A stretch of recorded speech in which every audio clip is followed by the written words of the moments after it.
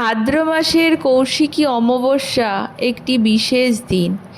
এই রাতেই অমাবস্যা তিথিতে বামদেব সিদ্ধিলাভ করেছিলেন।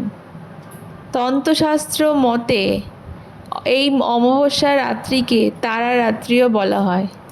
এই দিন এক বিশেষ মুহূর্তে স্বর্গ নরক দুয়ের দ্বার মুহূর্তের জন্য উন্মুক্ত হয় এবং সাধক নিজের ইচ্ছা মতো পজিটিভ এবং নেগেটিভ শক্তিকে নিজের সাধনার মধ্যে আত্মস্থ করে সিদ্ধিলাভ করতে পারেন। এই দিন কিছু বিশেষ ঘরোয়া টোটকা ব্যবহার করলে আপনি আপনার জীবনের অনেক বাধা থেকে মুক্তি পেতে পারেন এবং পরিবারে বিশেষ উপকার পেতে পারেন। প্রথমত, কৌশিকী অমাবস্যার দিন বাড়িঘর সুন্দর করে পরিষ্কার করে রাখুন। এই দিন বাড়িতে কোনো এঁঠো বাসনপত্র যেন না থাকে সেগুলির দিকে খেয়াল রাখবেন। শুধু বাড়িতেই নয়, বাড়ির উঠানও পরিষ্কার রাখবেন। সেই সাথে পুরনো ছেঁড়া কাপড়গুলিকে পারলে ফেলে দেবেন। এই অমাবস্যা তিথিতে সন্ধ্যের পর বাড়ির সদর দরজায় 2টি তিলের তেলের প্রদীপ জ্বালাবেন। এর ফলে বাড়ির নেগেটিভ শক্তি বেরিয়ে গিয়ে পজিটিভ শক্তি আবির্ভাব ঘটাবে।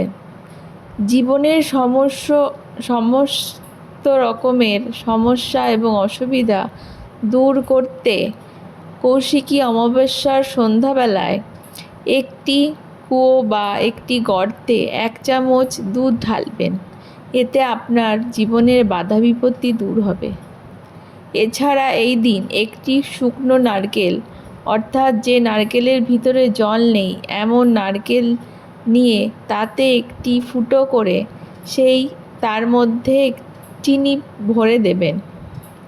এইবার এই নারকেলটিকে নিয়ে বাড়ির বেশ খানিকটা দূরে কোথাও পুঁতে রাখবেন।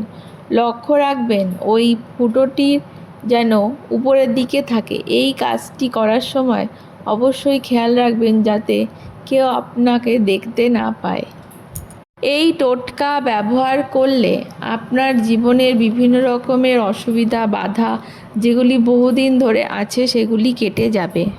কৌশিকী অমাবস্যাতে স্নান করে সবথেকে ভালো হয় গঙ্গা স্নান করে শুদ্ধ বস্ত্রে মা তারার পায়ে অবশ্যই রাঙা জবা এবং সিঁদুর দেবেন।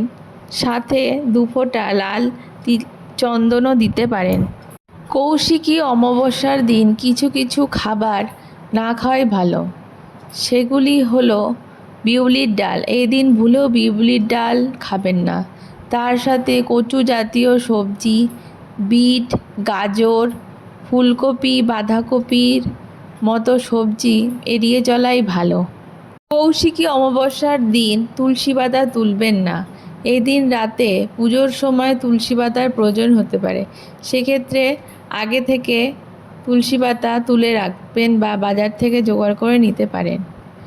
এই দিন আমিষ পদ একদমই খাবেন না, তাতে নেতিবাচক প্রভাব পড়তে পারে। এই দিন কারোর সাথে ঝগড়া বা কটু কথা বলা উচিত নয়।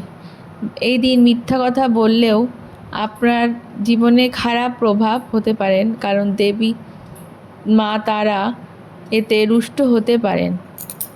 কৌশিকী অমাবস্যাতে দেবী দুর্গার মন্ত্র জপ করা খুবই শুভ লক্ষণ। এই দিন দেবী পার্বতী কোষ থেকে দেবী কৌশিকী নামে আবির্ভূত হয়েছিলেন, তাই তার মন্ত্র পাঠ করলে জীবনের সকল বাধা বিপত্তি দূর হয় বলে মনে করা হয়। কৌশিকী অমাবস্যার রাতে একা একা ভ্রমণ না করাই ভালো। বিশেষত গর্ভবতী মহিলাদের এই দিন বাড়ি থেকে না বেরোনোই ভালো। আর যদি বেরোতেই হয়, কেউ যদি একা বেরোন রাত্রি ভ্রমণের জন্য, তাহলে সাথে অবশ্যই একটি তুলসী পাতা বা তুলসী গাছের ডাল সাথে রাখবেন। এই শাস্ত্রীয় টোটকাগুলি অবশ্যই পালন করুন এবং আপনার জীবনের সমস্ত রকমের প্রাণবন্ত উচ্ছলতাকে আগমন জানান। ভিডিওটি কেমন লাগলো অবশ্যই জানাবেন। ধন্যবাদ।